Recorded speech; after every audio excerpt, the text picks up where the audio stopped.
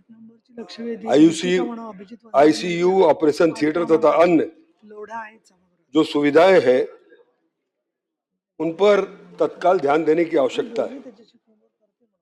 माननीय सभापति महोदय,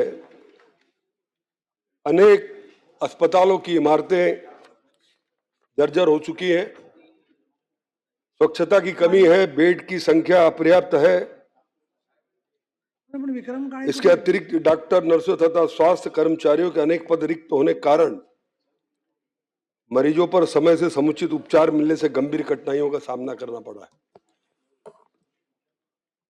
कई अस्पतालों में एमआरआई मशीन नहीं है, सीटी स्कैन, सोनोग्राफी तथा विभिन्न प्रकार की जो मशीनरी होनी चाहिए, मुंबई शहर के गरीब हमारे स्लम के लोग, चाहे केएम हो, नायर हो, साइन हॉस्पिटल हो, यहां पर वो जाते, वहां पर उन्हें एमआरआई के लिए अगर जाना है तो प्राइवेट में जाना पड़ता है, जिसमें ज्यादा से ज्यादा उनको पैसे देकर 4,000 5,000 रुपए लगते हैं एमआरआई कराने के लिए। तुम्ही एरवी मराठीत बोलता, नीट बोला ना मराठीत. मराठी चांगलं आहे तर मराठीत बोला. बोलणार नाही, मराठी पण बोलणारच आहे. जरा हिंदीत मराठी, हिंदी मराठी. हा,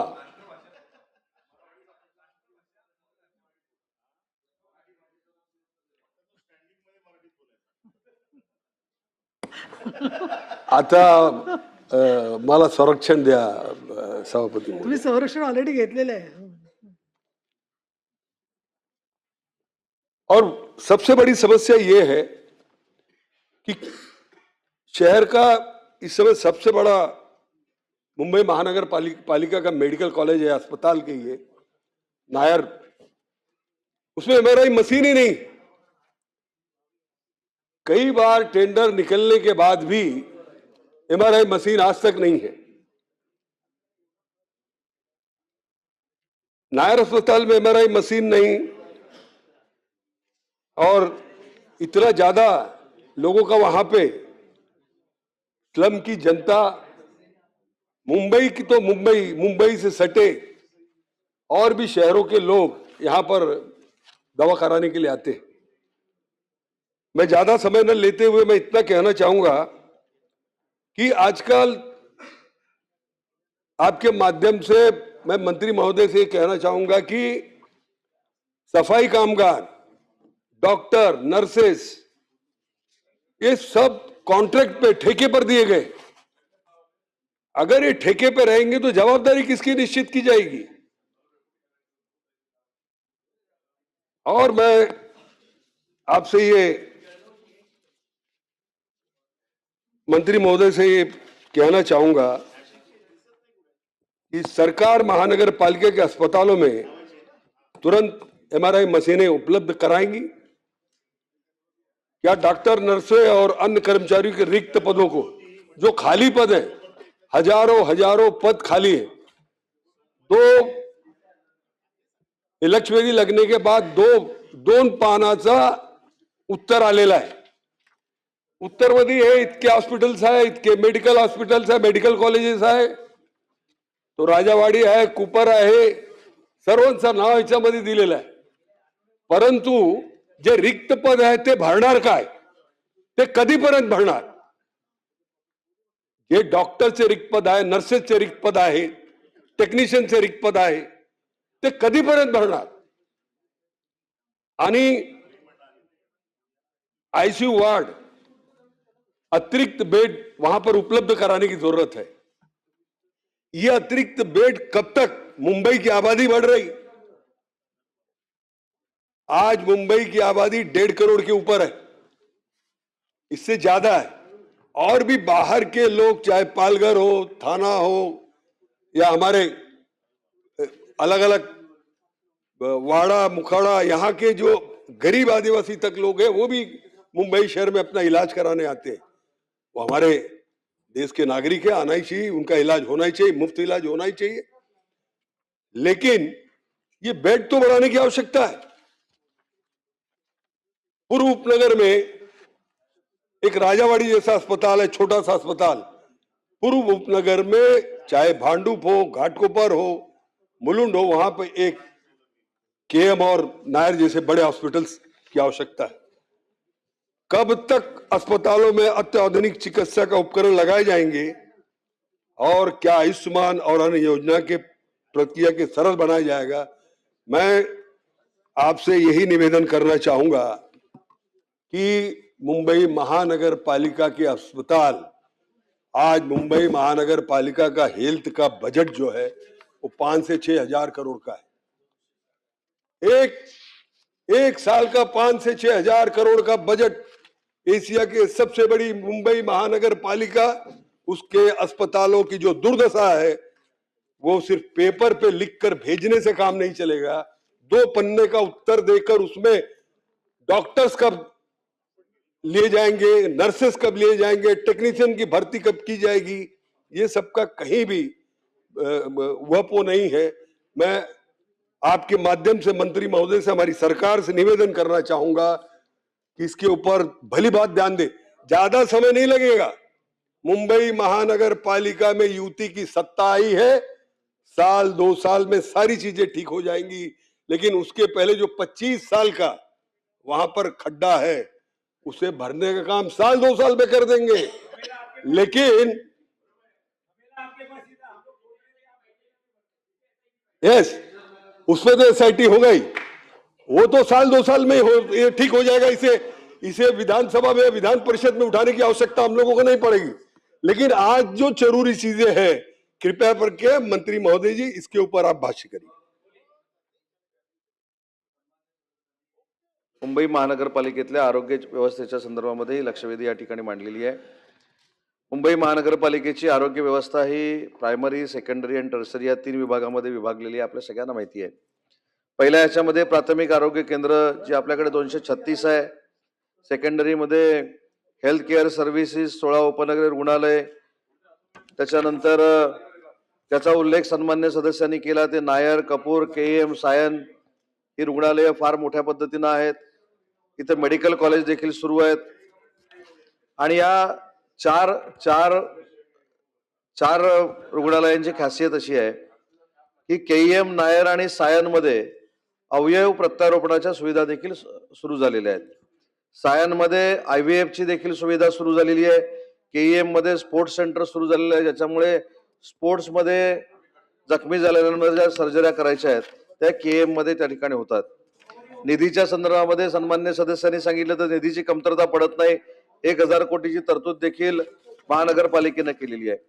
दुसरी महत्वाची गोष्ट सन्मान्य सदस्यांनी जी सांगितलं की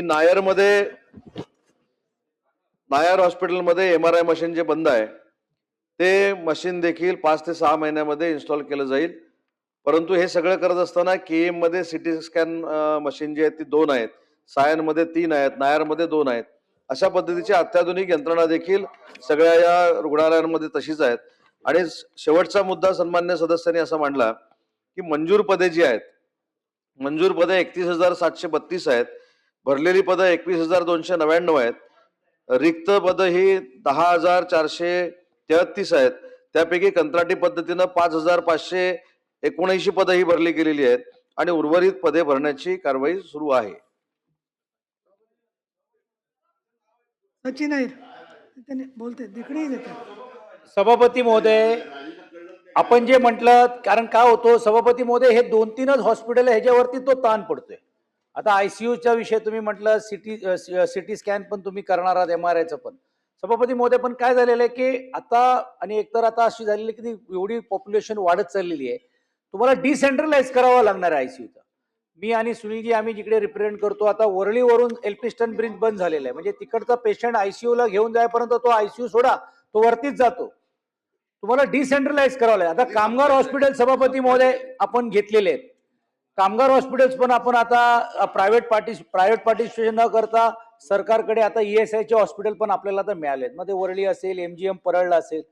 माझी अशी सूचना राहणार आहेत की हे जे ह्याच्यातले आयसीयू किंवा नवीन सिटी स्कॅन आणण्यापेक्षा हे तर आणाच, पण इकडे जर तुम्ही डिसेंट्रलाइज केलं तर इकडे माणसाला येऊन घेऊन तो स्टेबलाइज करू शकतो, मग त्याची पुढची ट्रीटमेंटला तो नायर किंवा इकडे घेऊन जाऊ शकतात ना। आणि म्हणून सभापती महोदय, याचा व्यापक विचार केला पाहिजे, नाहीतर तुम्ही किती लक्षवेधी लावा, किती प्रश्नाचे ते केम आणि नायरवरती एवढं ताण पडत चाललंय सभापती महोदय की म्हणजे ते डीनला तर खरोखरच पुरस्कार द्यायला पाहिजे कसे ते बसतात, कारण पेशंटची संख्या एवढी आहे. आणि म्हणून सभापती महोदय माझी विनंती राहणार आहे की याच्यात डिसेंट्रलाइज करण्याचं धोरण आपण आणणार का? जे महानगरपालिका, आता आपण आपला दवाखाना आणलं, स्वागतदारी आहे ना, बेसिक ज्या गोष्टीत कोणाला जायला नको. आणि तशाच पद्धतीने आयसीयू असेल, सिटी स्कॅन असेल, तुम्ही तर प्रायव्हेट पार्टिसिपेशन पण घेऊ शकता सभापती मध्ये. CSR मध्ये पण अनेक लोक आहेत, मग त्याच्यात गोदरेज असेल, बिर्ला असेल, ते तुम्हाला मशीन द्यायला पण तयार आहेत, टाटा पण द्यायला तयार होतील, प्रसाद लाड पण तयार होतील. आणि म्हणून सभापती महोदय की आपण सिटी CSR फंडातून सभापती महोदय आपण ते घेऊ शकतो. तर असं व्यापक तुम्ही जर केलं तर मला असं वाटतं हे अजून डिसेंट्रलाइज. आणि सन्मान्य राजन सिंगजींनी जो प्रश्न विचारला त्याला न्याय मिळेल. आपण करणार आहात का? सन्मान्य सदस्य सचिन भाऊनी जो मुद्दा या ठिकाणी मांडला तो मला असं वाटतं की अतिशय महत्वाचा आहे की आपल्याकडे 4 हॉस्पिटल्स म्हणजे जी मेडिकल कॉलेज आहेत त्याच्यामध्ये रश बघता प्रचंड पद्धतीनं आहे. आणि ती काही मुंबईपुरती मर्यादित नाहीत, महाराष्ट्रातनं अनेक सर्वसामान्य कुटुंबातली पेशंट त्या ठिकाणी येतात, प्रचंड गर्दी होते. त्याच्यामध्ये आपण जे सांगितलं की छोट्या छोट्या हॉस्पिटलमध्ये अशा ज्या प्राथमिक आरोग्याच्या सुविधा आहेत ह्या जर आपल्याकडे तयार करू शकलो तर तिथं जाणाऱ्या लोकांचा ओढा कमी, ICU करू शकलो तर या संदर्भामध्ये खरोखरच नक्की सकारात्मक विचार केला जाईल आणि तशा सूचना महानगरपालिकेला दिल्या जातील. आणि सन्मान्य सदस्यांनी मला लाडसाहेबांनी एक आठवण करून दिली. आपण म्हटलं की मोठमोठ्या कंपन्या CSR मधनं या इक्विपमेंट देतात, पण लाडसाहेबांनी पुढाकार घेऊन ग्रामीण भागामध्ये मागच्या वर्षात कोकण पट्ट्यामध्ये मोफत डायलिसिस युनिट सुरू करण्यासाठी जवळजवळ 10 ते 12 डायलिसिस युनिट ही स्वतःच्या खर्चाने त्यांनी दिलेली आहेत. त्यांचं देखील कौतुक सदस्य म्हणून या ठिकाणी केलं पाहिजे. ठीक आहे, प्रसाद लाड. सभापती महोदय, खरं तर आमचे उदय सामंत साहेब म्हणजे सब दर्द का एक इलाज असं आहे, ते सगळ्याचं उत्तर फार छान देतात. कारण कुठलाही विषय असेल तर त्यांचं कधीच नाही नसतं, बैठका लावतो, काम करतो. पण माझी एकच विनंती आहे की मुंबईचा जो विषय आहे गंभीर विषय आहे. जसं राजन सिंग साहेबांनी सांगितलं, आपण मुलुंडकडचं वीर सावरकर हॉस्पिटल जवळजवळ बंद पडलेलं आहे आणि मुलुंडपासून सायनपर्यंत एकच सायन रुग्णालय, त्याच्यानंतर KM रुग्णालय महापालिकेचं आहे. आणि मी मागच्या वेळेला औचित्याच्या मुद्द्यामध्ये एक विषय मांडला होता ज्याच्यामध्ये सायन रुग्णालयामध्ये बंद असलेल्या MRI मशीनच्या बाबतीत मी म्हटलं होतं. आणि त्यावेळेला औचित्याच्या मुद्द्याला आम्हाला उत्तर अपेक्षित नसतं, ते कधीतरी लेखी मिळतं 1-2 महिन्यांनी. परंतु आज तिथे परिस्थिती अशी आहे की सायन रुग्णालयामध्ये आता तुम्हाला टोकन दिलं तर MRI साठी तुम्हाला 1 महिना, 2 महिने, 3 महिने थांबावं लागतं. नायरमध्ये पण तीच परिस्थिती आहे साहेब, सायनमध्ये पण तीच परिस्थिती आहे, KM मध्ये देखील तीच परिस्थिती आहे. आपण म्हणालात की 6 महिने लागतील, तर 6 महिने या गोरगरीब जनतेने जायचं कुठे MRI काढायचा झाला तर. तर त्याच्यासाठी माझी विनंती आपल्याला अशी आहे की परळ विभागामध्येच एक महात्मा गांधी रुग्णालय आहे जे ESICच्या अंडर आहे. त्या ESICचं हॉस्पिटलचं जे रुग्णालय आहे तिथे MRI, CT स्कॅन सर्व अद्ययावत आता सुरू झालेलं आहे आणि तिथे महात्मा फुले जन आरोग्य सुविधा देखील सुरू झाली. तर जे KEMचे पेशंट आहेत, जोपर्यंत सायनचे पेशंट आहेत, नायरचे पेशंट आहेत, त्यांना जर इकडे सुविधा होत नसेल तर त्यांना महात्मा गांधी रुग्णालयात आपण पाठवायचं प्रबंध करणार का? आणि सायन हॉस्पिटलमध्ये साहेब आम्ही सातत्याने 1 वर्ष झालं म्हणतोय, इमारत अद्ययावत नवीन झाली पण तिथे अजूनपर्यंत स्टाफ भरला गेलेला नाही. स्टाफच्या बद्दल विचारलं गेलं, कारण मी त्याच्या बाजूलाच राहतो, तिथेच माझं कार्यालय आहे, लोक आमच्याकडे येतात. आम्ही आता स्टाफ भरायसाठी विनंती केली आहे, महापालिका ती अर्ज एक्सेप्ट करणार आहे, महापालिका ती भरणार आहे, अशा प्रकारची उत्तरं मिळतात. जर अद्ययावत मशिनरी चालवणारे टेक्निशियन्स नसतील तर त्या मशीन येऊन काय उपयोग होणार आहे?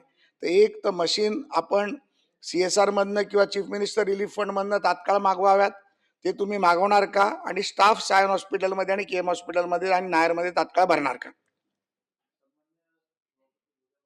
सांगितलं की KEM हॉस्पिटलमध्ये 2 CT स्कॅन मशीन आहेत आणि दोन्ही चालू आहेत. एक MRI मशीन आहे आणि ते एक चालू आहे. सायन हॉस्पिटलमध्ये 3 CT स्कॅन आहेत, त्यातले 2 चालू आहेत, एक बंद आहे. MRI मशीन 2 आहेत, दोन्हीच्या दोन्ही सुरू आहेत. आणि सन्मान्य सदस्यांनी जो मुद्दा सांगितला तो नायर हॉस्पिटलशी निगडीत आहे. त्यांचं म्हणणं बरोबर आहे की नायरमधलं MRI मशीन हे बंद होतं, पण आता 4ही मेडिकल कॉलेजमध्ये म्हणजे 4ही म्हणजे KEM, कुपर, सायन आणि नायर या 4ही मेडिकल कॉलेजमध्ये अत्याधुनिक MRI मशीन घेण्याच्या संदर्भातला निर्णय झालेला आहे. 1 सप्टेंबर 2025ला हा निर्णय झाला आणि 4 मार्च 2026ला त्याचा कार्यारंभ देण्यात आलेला आहे. येत्या 5 ते 6 महिन्यामध्ये 4ही हॉस्पिटलमध्ये MRI मशीन लावण्यात येईल. चित्रात हे बघा. देते चंद्र.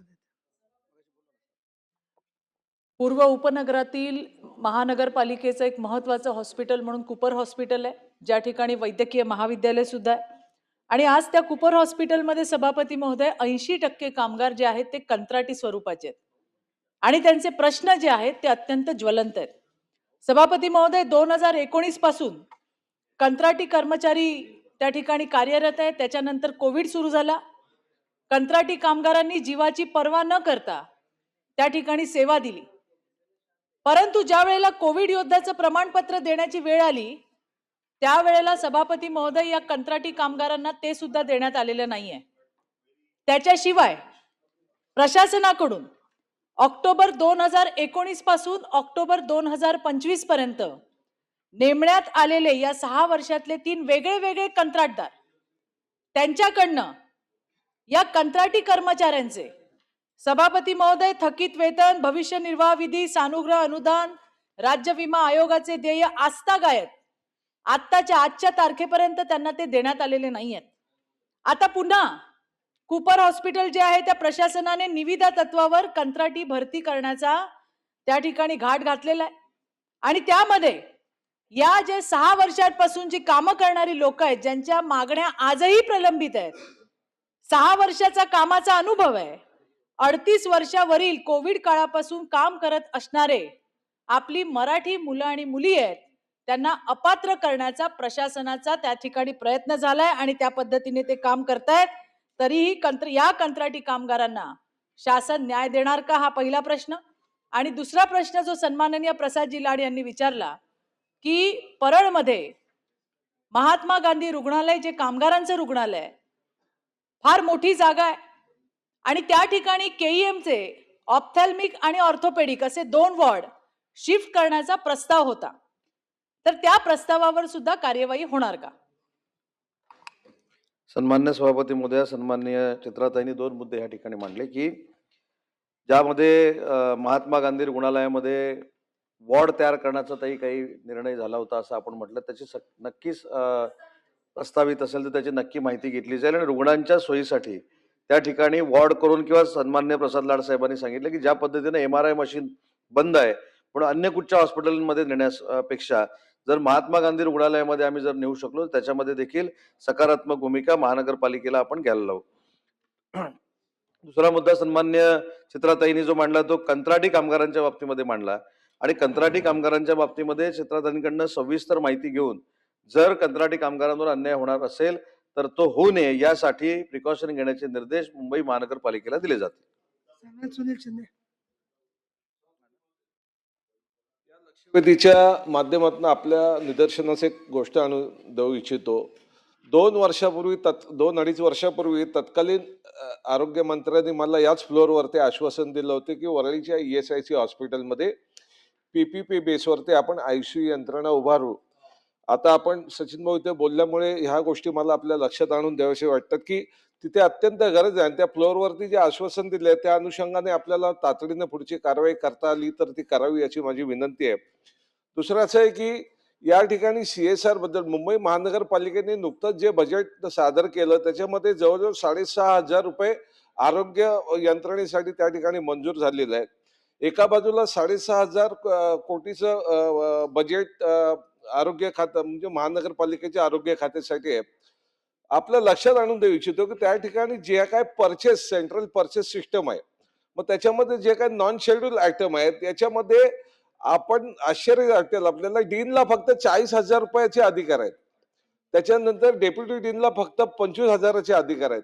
मला सांगा आता 3 मेडिकल कॉलेज असलेले ज्या KEM असेल, नायर असेल किंवा सायन हॉस्पिटल असेल अशा ठिकाणच्या डीनला अधिकार त्या डीनचं महत्व किती, त्याला अधिकार त्या दृष्टीने द्यायला पाहिजे ना. त्यांच्याकडे अधिकारच नसतील आणि अख्ख्या या हिंदुस्थानाच्या संपूर्ण राज्यातनं जनता त्या ठिकाणी KEM, नायर आणि सायनला येत असते. अशा वेळेला कुठेतरी हे जे मर्यादित अधिकार आहेत ते अधिकार वाढवण्यासाठी मग आर्थिक असतील किंवा इतर बाबतीत म्हणजे आता खरं म्हणजे 3 मेडिकल कॉलेज आहेत तिथल्या ICU यंत्रणा ह्या अतिशय भक्कम पाहिजे आणि त्या खूप मोठ्या प्रमाणावरती पाहिजे. मी तर गेल्या महिन्याभरात 5 वेळा वेगवेगळ्या नागरिकांसाठी फोन केले. आमच्याकडे कसं असते एखादा कोणतरी भावनेच्या भरात प्रायव्हेट हॉस्पिटलला जातो आणि 4 दिवसांनी जेव्हा 10 लाखाचं बिल येते त्यावेळेला मग आम्हाला सांगतात की परवडत नाही, तुम्ही आम्हाला आयसीयू उपलब्ध करून द्या. मग अगदी डोंबिवलीपासून मीरा रोड पासून फोन येतात. 5 वेळेला आयसीयू यंत्रणा अवेलेबल नव्हती. आम्हालाही माहिती आहे नसते, कारण आम्ही सांगू शकत नाही कोणाची काढा आणि ह्याला लावा. परंतु ही स्थिती आहे.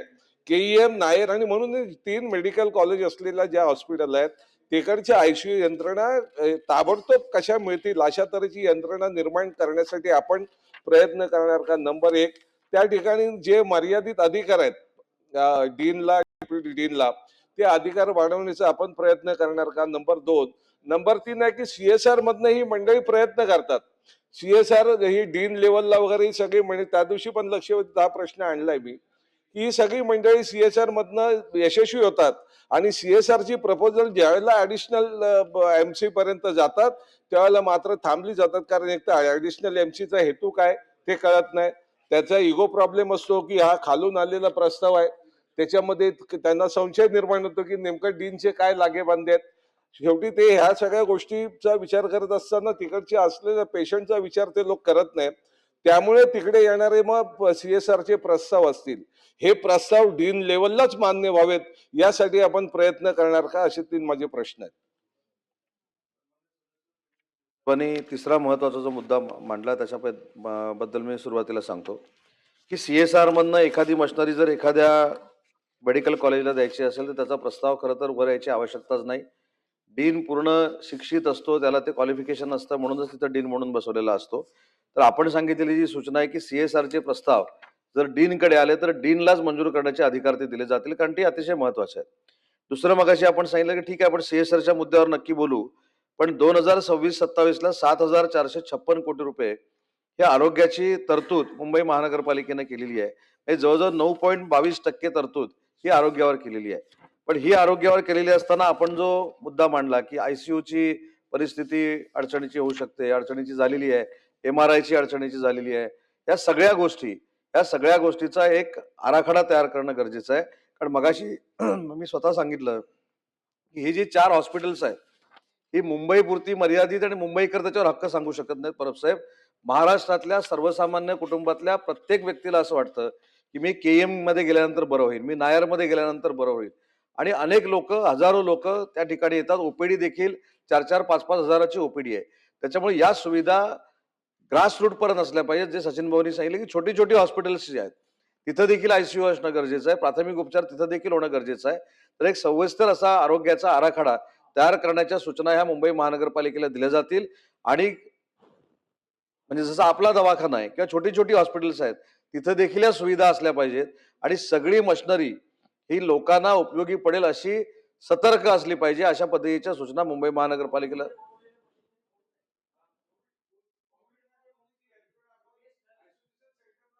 काय पडून आहेत आपल्याकडे, त्याचं जरा काय झालं ते बघा.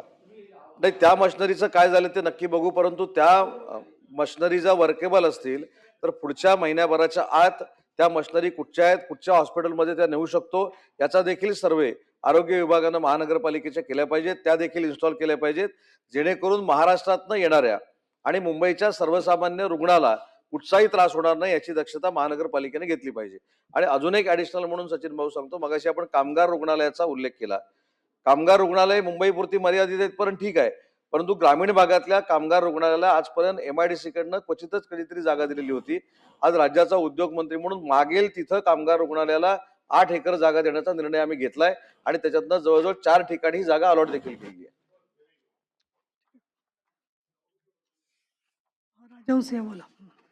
नाही शेवटचा अरे. प्रश्न शॉर्ट मध्ये थोडक्यात. नाही शॉर्टच आहे. आता मंत्री महोदयाने उत्तर चांगला दिलेलं आहे, तपशील दिलेला आहे. फक्त मला 1-2 क्वेश्चन्स आहे. ते एक तर जे आपण सांगितलं की 10,000 कर्मचाऱ्यांचं पद रिक्त आहे, त्याच्यामध्ये एक 5 का 6,000 कंत्राटदार कर्मचारी आहेत. हे जे 10,000 पद रिक्त आहेत ते कधीपर्यंत भरण्यात येईल आणि उपनगरमध्ये पूर्व उपनगरात केएम नायर आणि साईन हॉस्पिटल सारखा मोठा हॉस्पिटल होणार काय? सन्मान्य सदस्यांनी जी मागणी केलेली आहे त्याची माहिती मागू आणि सकारात्मक विचार करू.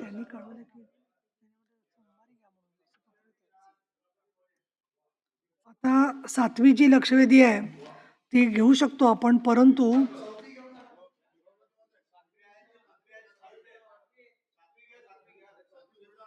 मग ठीक आहे, सभागृहाची प्रॉपर्टी विक्रम काळे यांचं पत्र आहे की ही सोमवारी घ्या म्हणून, पण सभागृहाचं